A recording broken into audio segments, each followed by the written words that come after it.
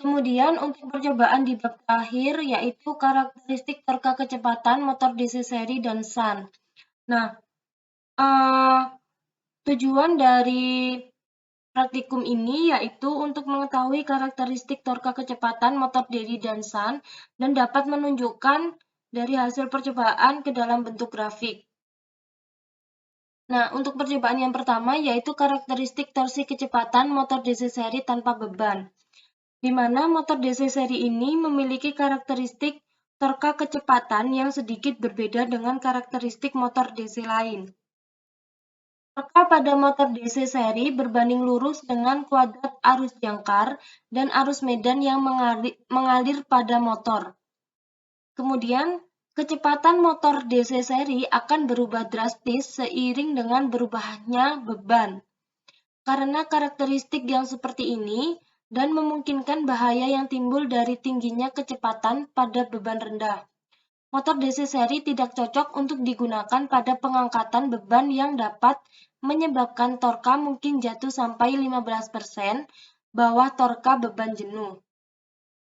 Nah, di sini sudah ada tabel hasil simulasi dengan ketentuan load-nya 0 dan tegangan jangkar yang bervariasi.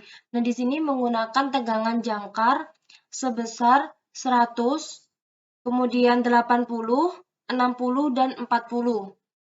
Ini merupakan hasil simulasinya. Nah, langsung saja di sini nanti kita akan mengamati berapa besar nilai tegangan jangkar, kemudian arus jangkar, tegangan medan, arus medan, kecepatan, torsi steady, dan torsi puncak. Nah, langsung saja. Ini untuk diagram cat perbandingannya, yaitu yang pertama adalah diagram cat perbandingan arus jangkar dan arus medan. Nah, dapat dilihat di sini bahwasannya ketika diberikan tegangan jangkar sebesar 40, 60, 80, 100, dan 120 akan menghasilkan tegangan jangkar dan tegangan medan yang sama. Berarti, mohon maaf, maksud saya arus jangkar dan arus medan. Berarti di sini arus jangkar dan arus medan tidak dipengaruhi oleh besar dari tegangan jangkar, atau nilai dari arus jangkar dan arus medan ini sama. Akan tetapi, ketika diberikan nilai dari tegangan jangkarnya ini besar, maka nilai yang dihasilkan dari arus jangkar dan arus medan ini juga besar. Ketika diberikan tegangan jangkarnya kecil, maka nilai dari arus jangkar dan arus medan ini kecil. Kemudian untuk selanjutnya yaitu diagram cat perbandingan tegangan jangkar dan tegangan medan atau FF dengan VF dengan ketentuan nilai load 0 dan tegangan jangkar yang bervariasi. Nah, di sini perbandingannya tadi untuk percobaan ini sudah diberikan ketentuan untuk nilai tegangan jangkar yaitu sebesar 40, 60, 80, 100, dan 120. Nah, ketika diberikan ketentuan tegangan jangkarnya sebesar 40, dia menghasilkan tegangan medan sebesar 9,5 dan tegangan jangkar ini 30. Jadi kenapa bisa ada selisih di antara ketentuan dari tegangan jangkar 40, kemudian pada simulasi dia menghasilkan tegangan jangkar sebesar 30? Ini dikarenakan ada rugi-rugi. Kemudian kita lihat bahwasanya di sini ketika tegangan jangkarnya yang diberikan itu dia besar, maka tegangan jangkar yang dihasilkan pada simulasi dia juga ikut besar atau melonjaknya sangat jauh gitu. Namun ketika diberikan tegangan jangkar yang besar, yang dihasilkan pada tegangan medan dia naik sedikit demi sedikit. Jadi dapat dilihat bahwasanya selisih dari tegangan jangkar dan tegangan medan ini sangatlah besar. Namun, tetap ketika tegangan jangkar yang diberikan adalah besar, maka tegangan jangkar yang dihasilkan pada simulasi dan tegangan medan ini juga ikut besar. Setelah itu, diagram cat perbandingan torsi steady dan torsi puncak. Dengan ketentuan nilai load sebesar 0 dan tegangan jangkar yang bervariasi. Nah, di sini dapat dilihat bahwasanya ketika diberikan tegangan jangkar sebesar 40, maka menghasilkan torsi steady-nya sebesar ini 0,00007. Nah, ketika diberikan beban, maksud saya tegangan jangkar yang semakin besar, maka nilai dari torsi steady-nya juga akan semakin besar. Namun di sini ada kenaikan yang secara konstan antara diberikan tegangan jangkar 40 dan 60 ini menghasilkan torsi steady yang sama. Kemudian ketika diberikan tegangan jangkar 80, 100, dan 120 ini juga menghasilkan torsi steady yang sama. Nah, berbeda dengan torsi puncak. Di sini tidak ada kenaikan untuk torsi puncak. Jadi, tegangan jangkar ini tidak dipengaruhi, maksud saya torsi puncak ini tidak dipengaruhi oleh besar dari tegangan jangkar. Kemudian yang terakhir adalah diagram cat perbandingan kecepatan atau RPM dengan ketentuan nilai load 0 dan tegangan jangkar yang bervariasi. Nah, ketika diberikan tegangan jangkar kecil, di sini tegangan jangkar yang paling kecil kita menggunakan 40, yaitu menghasilkan kecepatan 382. Dan ketika diberikan tegangan jangkar yang semakin besar, maka kecepatan dari RPM ini juga akan semakin besar. Tadi sudah disebutkan bahwasanya sebuah kecepatan atau RPM ini dipengaruhi oleh tegangan jangkar, dan kecepatan ini naiknya secara drastis seperti itu. Jadi dapat disimpulkan bahwasanya tegangan medan yang dihasilkan akan lebih kecil dari tegangan jangkar. Kemudian ketika tegangan jangkar yang diberikan berbeda-beda, maka arus jangkar dengan arus medan akan berbanding lurus yang mengalir pada motor atau besar tegangan jangkar tidak mempengaruhi nilai dari arus jangkar dan arus medan. Dan tegangan jangkar berpengaruh terhadap kecepatan putaran motor, torsi steady. Semakin besar tegangan jangkar yang diberikan, maka kecepatan putaran motor serta torsi steady juga akan semakin cepat. Namun untuk torsi puncak tidak mengalami kenaikan angka atau tetap nol. Nah, di sini merupakan sebuah data simulasi yang datanya sudah saya tuliskan pada tabel ini.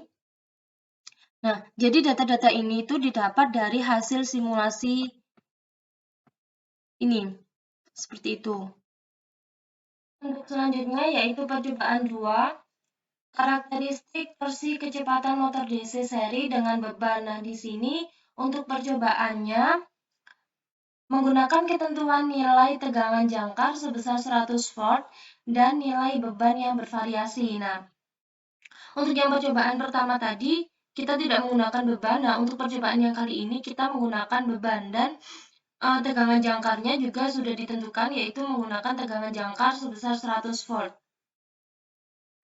Untuk nilai bebannya bervariasi dari 2, 4, 6, 8, dan 10. Nah, dalam percobaan kali ini kita akan mengamati berapa nilai dari arus jangkar, tegangan jangkar, arus medan, tegangan medan, kecepatan, dan torsi. Langsung saja kita lihat pada diagram cat berikut.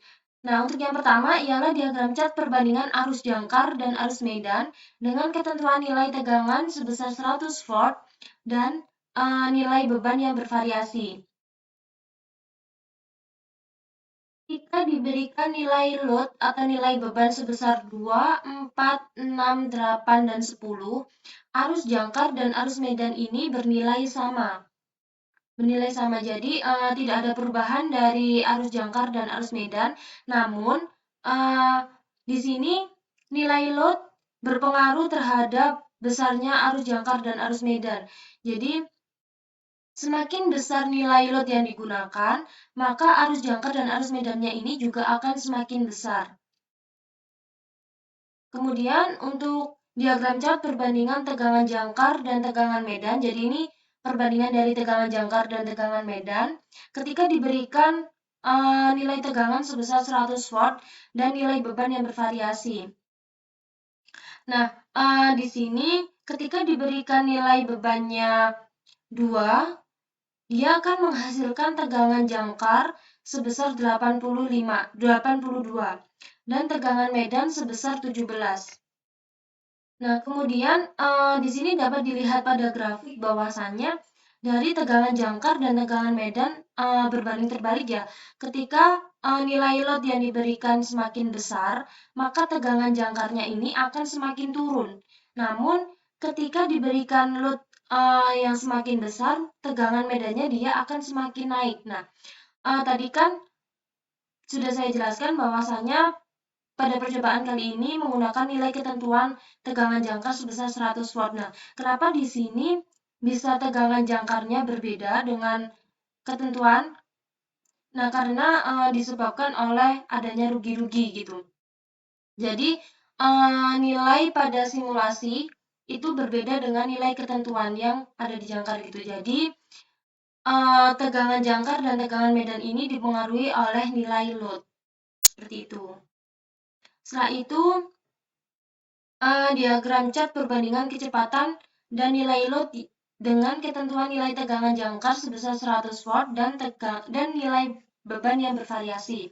Nah, di sini kita lihat apakah nilai load ini berpengaruh terhadap kecepatan. Nah, pada grafik ditunjukkan bahwasanya ketika diberikan nilai load-nya 2, dia menghasilkan kecepatan 568. Nah, ketika diberikan nilai load yang semakin besar, maka nilai kecepatannya dia akan menurun secara drastis. Jadi, dapat terbukti bahwasanya nilai load ini berpengaruh terhadap kecepatan motor atau RPM. Semakin besar nilai load yang digunakan, maka akan semakin kecil nilai kecepatan yang dihasilkan. Dan semakin kecil nilai load yang digunakan, maka akan semakin besar nilai kecepatan yang dihasilkan. Nah, untuk yang terakhir, yaitu perbandingan antara torsi steady dan torsi puncak terhadap nilai load. Nah, ketika diberikan nilai load yang kecil, dia akan menghasilkan torsi steady-nya bernilai 2. Nah, ketika nilai load-nya dia diberikan lebih besar, maka torsi steady nilainya juga akan semakin besar. Namun, berbanding terbalik dengan torsi puncak. Nah, ketika diberikan nilai load berapapun, 2, 4, 6, 8, atau 10 dan 10, maka tidak ada perubahan dari torsi puncak. Jadi torsi puncak ini tidak dipengaruhi oleh adanya nilai load. Namun untuk torsi steady dia dipengaruhi oleh nilai load. Semakin besar nilai load yang digunakan, maka akan semakin besar pula nilai torsi steady yang dihasilkan. Dan begitupun sebaliknya. Jadi dapat ditarik kesimpulan bahwasanya tegangan medan lebih kecil dari tegangan jangkar berdasarkan simulasi semakin besar nilai load berbanding terbalik dengan tegangan jangkar. Kemudian, arus jangkar dan arus medan akan berbanding lurus meskipun beban yang diberikan berbeda dikarenakan motor seri sehingga arus yang dihasilkan akan sama. Kemudian, beban atau load akan mempengaruhi kecepatan putaran motor. Semakin besar beban, maka putaran motor akan semakin melambat, walaupun diberikan tegangan sumber sama, yaitu 100 watt. Kemudian, hasil dari besar nilai akan sama dengan nilai torsi steady, dan torsi puncak tidak mengalami kenaikan meskipun diberikan beban. Nah, maksudnya, untuk torsi steady ini, jadi untuk besar nilai akan sama ini, maksudnya nilai load, beban load yang digunakan itu akan sama dengan nilai torsi yang dihasilkan. Jadi, misalkan nilai load-nya yang digunakan adalah 2, maka torsi steady-nya juga akan menghasilkan nilai sebesar 2, dan seterusnya, seperti itu. Kemudian, di sini ada hasil simulasi. Hasil simulasi dari tegangan jangkar, arus jangkar, tegangan medan, arus medan, kecepatan, torsi steady, dan torsi puncak. Jadi data-data dari hasil simulasi ini dengan nilai load yang berbeda-beda sudah saya cantumkan pada tabel ini. Jadi data-data ini itu didapat dari hasil simulasi dari PESIM ini. Nah, untuk percobaan selanjutnya yaitu percobaan motor DC-SAN. Nah, motor DC-SAN ini memiliki karakteristik yaitu menyajikan motor dengan kecepatan putar yang hampir sama pada segala kondisi beban yang masih berada dalam kapasitasnya. Dan juga motor DC-SAN ini hanya akan sedikit berkurang kecepatannya dari keadaan tanpa beban ke beban penuh. Besarnya penurunan ini bervariasi mulai dari 5% hingga 15% dibandingkan dengan kecepatan penuhnya, bergantung pada saturasi, reaksi jangkar, dan posisi sikat. Kurva karakteristik torka kecepatan untuk motor DC-SAN ini tanpa melibatkan pengaturan rheostatik akan mendekati sebuah garis tegak. Dengan sedikit pengaturan menggunakan penghambat depan, kurva ini bisa diatur kemiringannya. Nah, pada percobaan yang pertama yaitu percobaan mengenai karakteristik torsi kecepatan motor DC-SAN tanpa beban. Jadi pada percobaan kali ini kita menggunakan ketentuan nilai load-nya adalah 0 atau tanpa beban dan dengan tegangan nilai, maksud saya nilai tegangan jangkar yang bervariasi. Di mana tegangan jangkar ini kita menggunakan nilai tegangan jangkar sebesar 120, 100, 80, 60, dan 40. Nah, di sini kita akan mengamati berapa nilai arus jangkar, tegangan jangkar, arus medan, tegangan medan, kecepatan, dan torsi. Langsung saja kita lihat pada diagram chart berikut. Di sini untuk yang pertama kita bandingkan antara arus jangkar dan arus medan.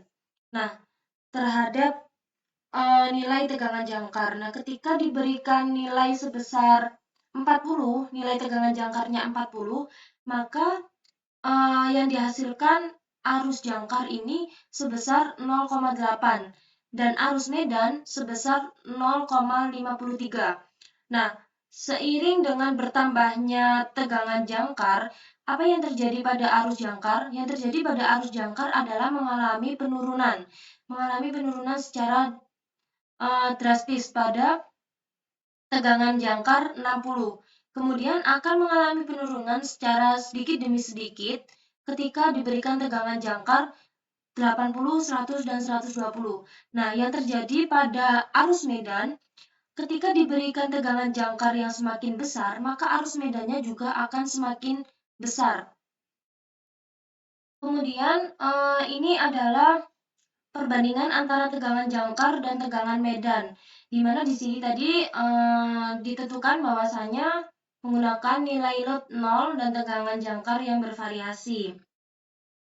Nah, di sini sudah dibuktikan bahwasanya ketika kita atur dengan ketentuan tegangan jangkarnya 40, 60, 80, 100, dan 120, maka tegangan jangkar yang dihasilkan pada simulasi dia akan sama, yaitu 40, 60, 80, 100, dan 120. Berarti di sini tidak ada rugi-rugi. Kemudian, apa yang terjadi pada tegangan medan? Nah, yang terjadi pada tegangan medan ketika diberikan tegangan jangkar yang berubah-ubah, ternyata pada tegangan medannya ini tidak mengalami perubahan yang drastis gitu. Jadi tegangan medannya ini hanya mengalami selisih yang sangat sedikit dengan tegangan jangkar. Bisa disimpulkan bahwasanya pada tegangan jangkar ini ternyata terdapat rugi-rugi dengan tegangan medan yang selisihnya hanya sedikit gitu.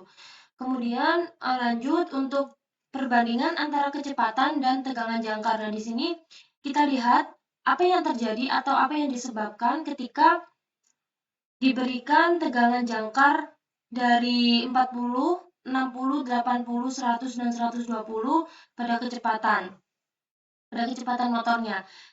Di sini dapat dilihat bahwasanya ketika diberikan tegangan jangkar sebesar 40, ia akan menghasilkan kecepatan sebesar 1238. Nah, setelah itu ketika kita berikan tegangan jangkar 60, 80, dan 100, dia naik jadi 1252. Dia naik secara konstan. Setelah itu ketika kita berikan tegangan jangkar besar 120, dia akan turun, yaitu menjadi 1232. Jadi di sini dapat disimpulkan bahwasanya kecepatan pada tegangan jangkar yang semakin besar ini berbeda-beda, jadi tidak stabil seperti itu. Naik dan turunnya dia sangat tinggi. Jadi bisa dikatakan bahwa kecepatan ini dia naik atau turunnya tidak konstan. Nah, itu untuk yang terakhir, yaitu perbandingan torsi steady dan torsi puncak terhadap tegangan jangkar. Nah, ketika diberikan tegangan jangkar sebesar 40, 60, 80, 100, dan 120, yang terjadi pada torsi steady dan torsi puncak ialah konstan, dengan besaran konstan gitu. Namun untuk torsi steady dan torsi puncak ini lebih besar torsi steady daripada torsi puncak. Jadi dapat disimpulkan bahwasanya nilai dari tegangan jangkar ini tidak berpengaruh terhadap besarnya torsi steady dan torsi puncak. Nah, untuk kesimpulannya, tegangan jangkar dan tegangan medan bernilai sama karena motor DC paralel melihat hukum seri paralel. Jika paralel, maka tegangan yang dihasilkan akan sama. Kemudian, arus jangkar dan arus medan akan berbanding terbalik. Jika tegangan yang diberikan semakin kecil, maka arus jangkar akan meningkat dan arus medan akan semakin turun. Setelah itu, besar tegangan jangkar akan berpengaruh dengan kecepatan motor atau RPM. Setiap besar tegangan jangkar diberikan nilai bervariasi dari besar hingga kecil, putaran motor akan mengalami perubahan. Namun, bisa dibilang sedikit atau bisa dibilang lebih banyak ya. Kemudian semakin kecil nilai tegangan jangkar, maka kecepatan akan semakin besar. Setelah itu, besar tegangan jangkar tidak berpengaruh terhadap besar nilai torsi steady dan torsi puncak.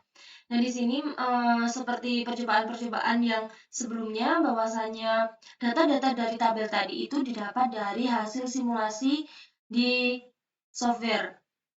Jadi, di sini ada hasil simulasi tegangan jangkar, arus jangkar, tegangan medan, arus medan, kecepatan, torsi steady, dan torsi puncak dengan ketentuan M-load sebesar 0 dan tegangan sumber yang bervariasi. Nah, di sini ada tegangan sumber 120 volt, kemudian 100 volt, 80 volt, 60 volt, 40 volt. Nah, hasil dari simulasi ini, data-data ini sudah saya cantumkan pada tabel ini. Kemudian untuk percobaan yang kedua, yaitu karakteristik torsi kecepatan motor DC-SAN dengan beban. Nah, di mana untuk percobaan kali ini kita menggunakan ketentuan nilai tegangan jangkar sebesar 100 volt dan nilai beban yang bervariasi dari 0, 2, 4, 6, 8, dan 10. Nah, di sini nanti kita akan mengamati atau melihat nilai arus jangkar, tegangan jangkar, arus medan, IF, tegangan medan, kecepatan, dan torsi. Nah, langsung saja kita lihat pada diagram chart. Nah, ini perbandingan dari arus jangkar dan arus medan. Nah, ketika kita gunakan nilai load-nya 0, maka arus jangkar yang dihasilkan yaitu sebesar 0,00002. Kemudian untuk arus medannya yaitu 1,3.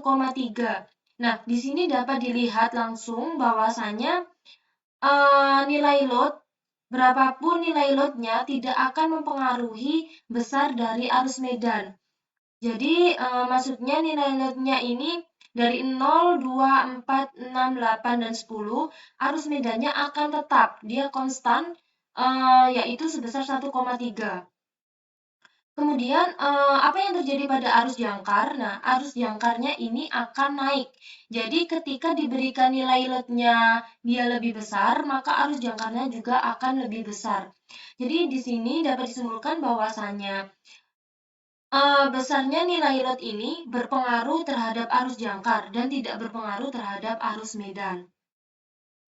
Kemudian untuk yang kedua yaitu diagram cat perbandingan tegangan jangkar dan tegangan medan dengan ketentuan nilai jangkar sebesar 100 volt dan tegangan dan nilai beban yang bervariasi. Nah, di sini untuk tegangan jangkarnya kan tadi 100 volt. Nah, ternyata di simulasi juga dia menghasilkan 100, berarti tidak ada rugi-rugi karena dia sama. Kemudian apa yang terjadi pada tegangan medan? Nah, untuk tegangan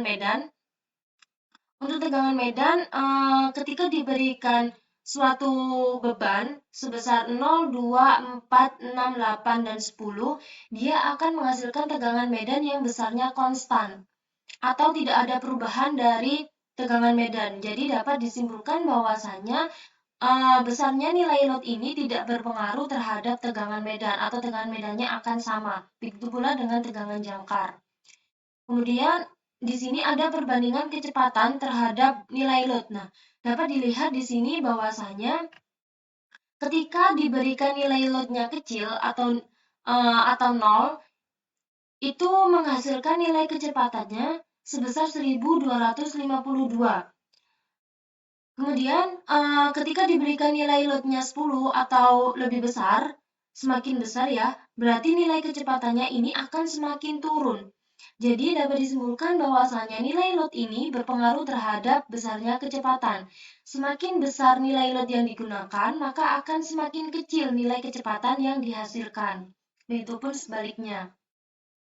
Kemudian untuk perbandingan torsi steady dan torsi puncak terhadap nilai load. Nah, dapat dilihat bahwasanya di sini tidak ada perubahan atau kenaikan grafik maupun penurunan grafik dari torsi puncak. Meskipun ia sudah diberikan nilai load yang berbeda-beda. Jadi di sini dapat disimpulkan bahwasanya untuk nilai load tidak berpengaruh terhadap besarnya torsi puncak.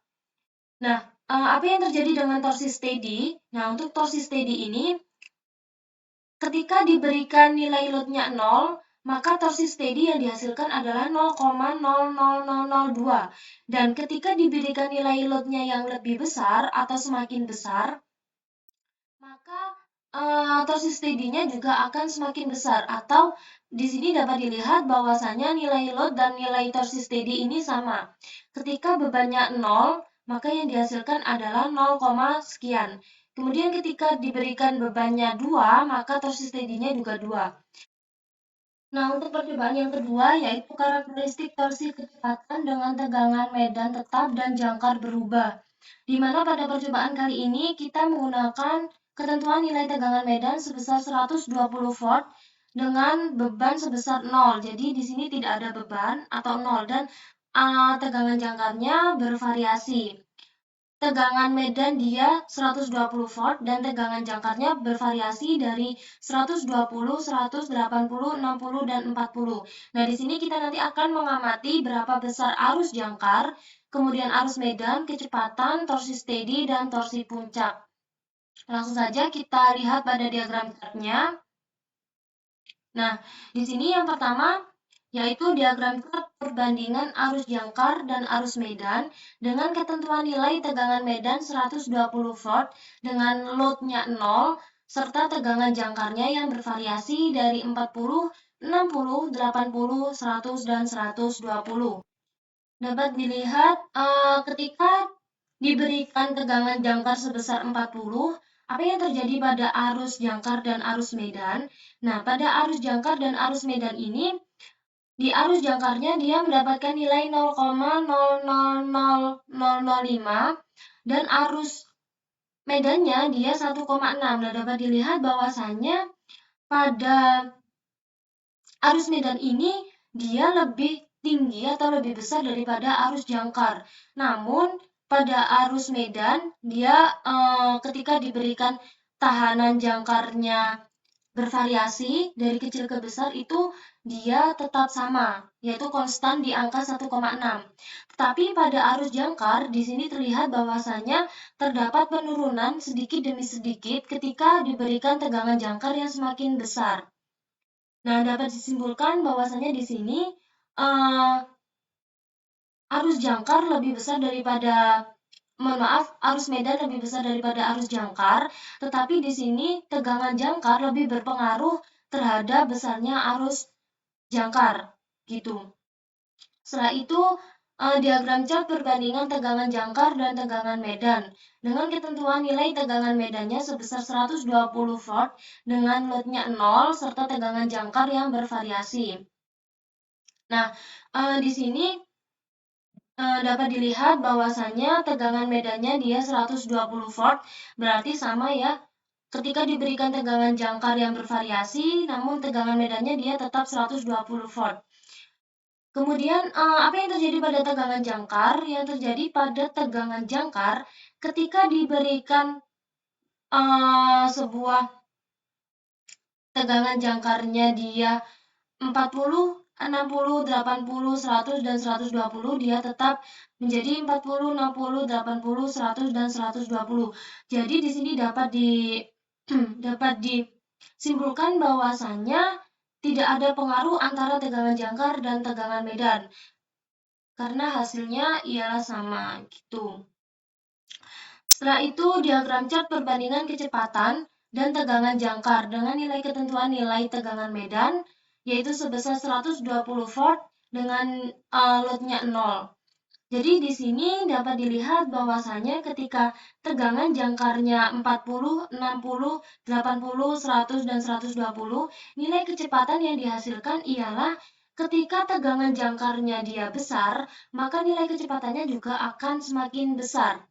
Jadi di sini ada kenaikan grafik dari tegangan jangkar yang paling kecil yaitu 40, dia juga menghasilkan kecepatan yang kecil. Jadi dapat disimpulkan bahwasanya besar dari nilai kecepatan ini dipengaruhi oleh besar dari tegangan jangkar.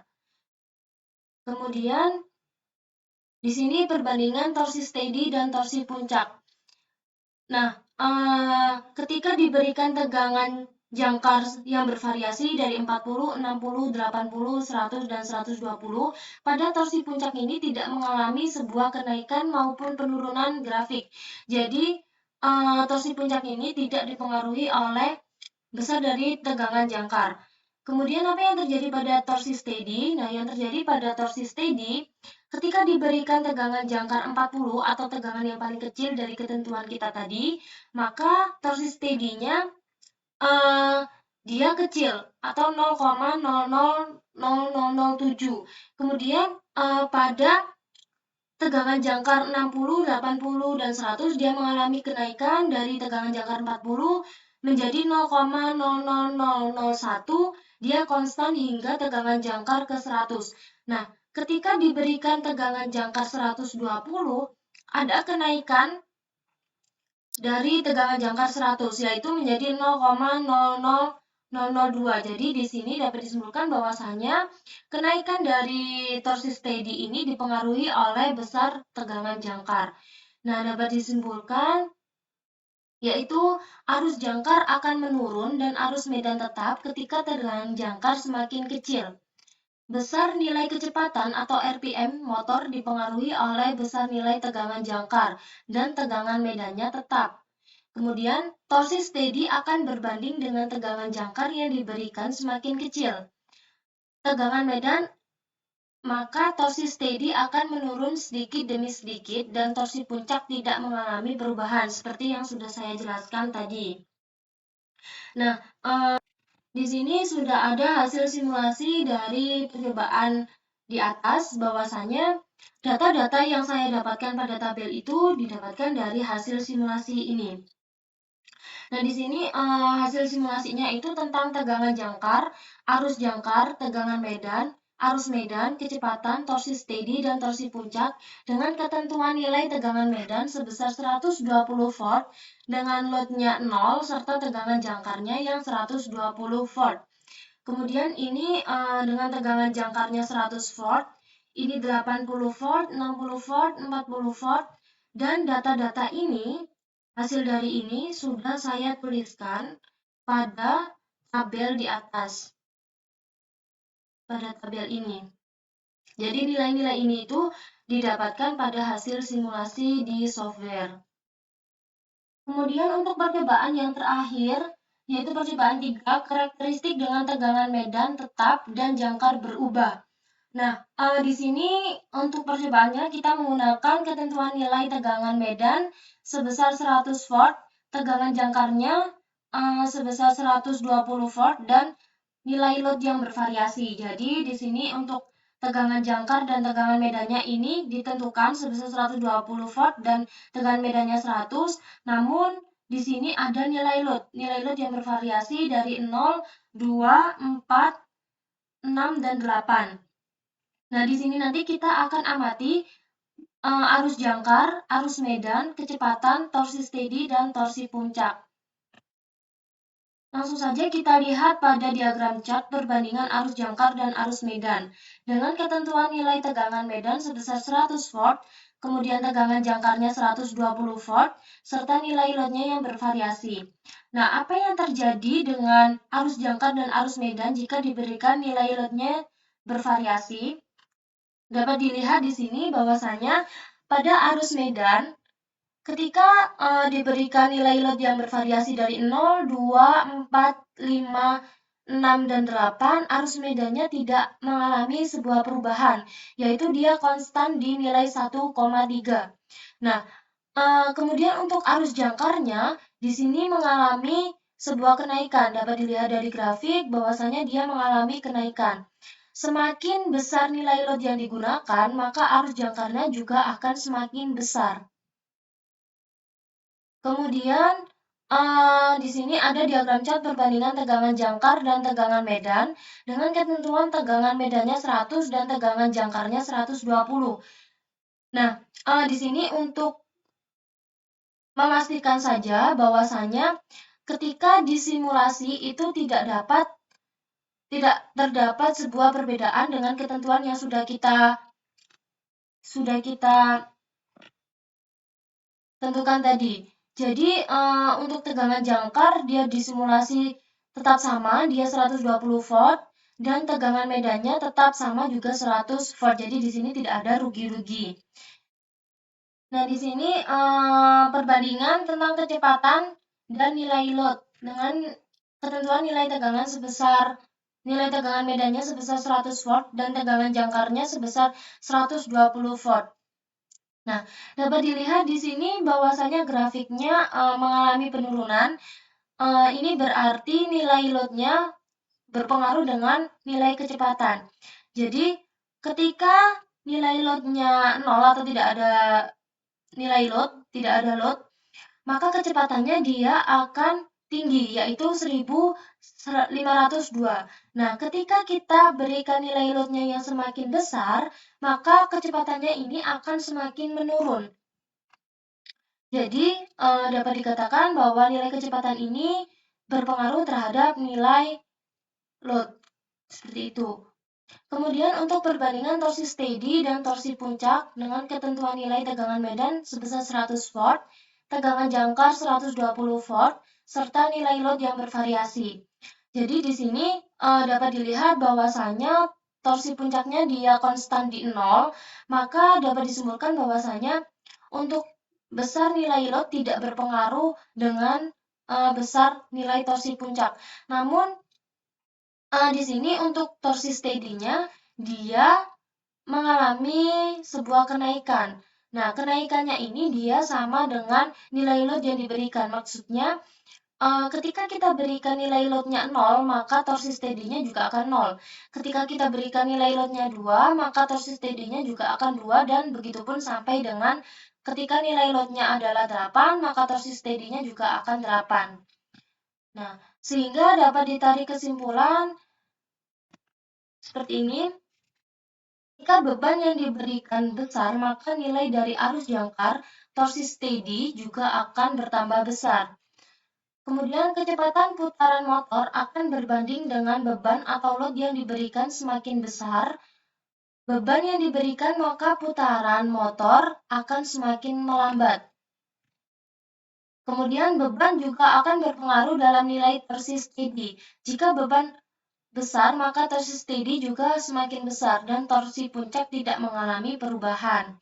Nah, di sini seperti percobaan-percobaan sebelumnya, data-data yang saya dapatkan itu merupakan hasil dari simulasi melalui software. Nah, di sini ada hasil simulasi tegangan jangkar, tegangan medan, arus medan, kecepatan, torsi steady, dan torsi puncak dengan ketentuan nilai medan, tegangan medan 100 volt, tegangan jangkarnya 120 volt, serta nilai loadnya 0. Nah, di sini yang bervariasi adalah nilai loadnya. Di sini ada nilai load 0, kemudian ini nilai load 2, nilai load 4, nilai load 6, dan nilai load 8. Nah, hasil-hasil dari simulasi ini sudah saya cantumkan di tabel di atas